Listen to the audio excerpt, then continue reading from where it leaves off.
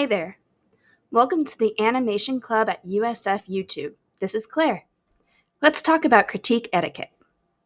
It's the day of your animation class's critique. You've been working for weeks on this project, and it's finally time to have your precious sweet art child torn apart by an angry mob. Just kidding. But that's how it feels sometimes, right?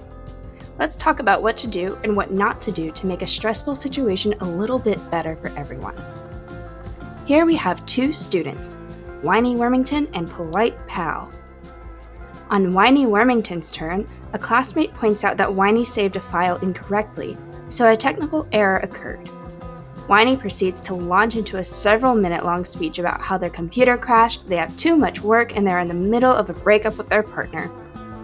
A similar technical error occurred for Polite Pal, who was also called out on their turn. Polite Pal decided to take a note, so they would remember to save correctly.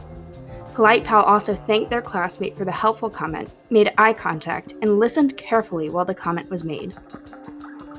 Let's break that interaction down. Whiny did not handle that comment well. Whiny decided that instead of respecting and validating the speaker's concern, that Whiny's own personal problems were more important. The classmate meant to help Whiny improve, but Whiny was too fixated on a multitude of past problems to pay attention. Whiny also set a bad example for their classmates, who felt uncomfortable listening to a laundry list of personal excuses. Polite Pal did a good job of listening, understanding, and taking the critique in a helpful way as it was intended. Critiques are not personal attacks. They are supposed to help you and your work grow. Polite Pal also said thank you, which is a kind gesture and helps other classmates understand that Polite Pal intends to take the thoughts of their classmates seriously.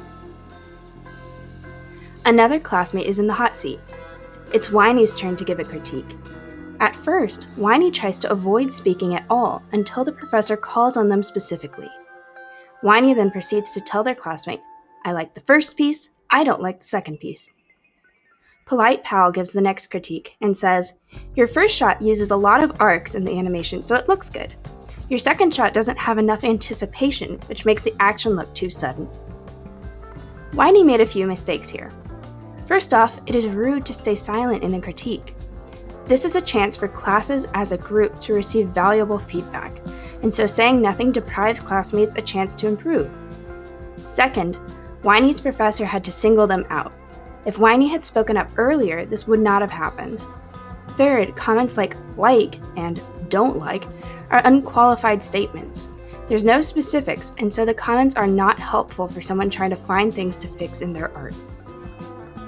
Polite Pal used specific pieces of each shot to inform their critique. This shows that Pal really thought about what would be helpful for their classmate to hear. This shows that Pal respects their classmate and wants them to improve. After the critique, Whiny and Pal go back to their homes.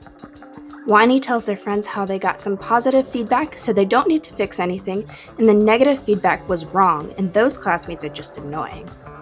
Pal tells their friends how the feedback received will help Pal fix some issues in their work. Here we see a major difference in attitude. Whiny's ego got in the way of accepting that their art needs work, so the critique session was wasted on Whiny. Pal took the feedback to heart, so they will improve as an artist. Let's sum this up. Do not be a Whiny Wormington. Be a Polite Pal. Polite Pals listen, are attentive, respectful, vocal, and use the feedback they receive to get better, while Whiny Wormingtons complain, do not listen, make excuses, and make other classmates uncomfortable in an already stressful situation. All this is not to say that you have to have a perfect critique etiquette all the time. There will always be a few special projects that feel more personal. There will always be moments where you want to cry. That is okay. But remember, you are just one person, and your classmates are just as stressed as you are.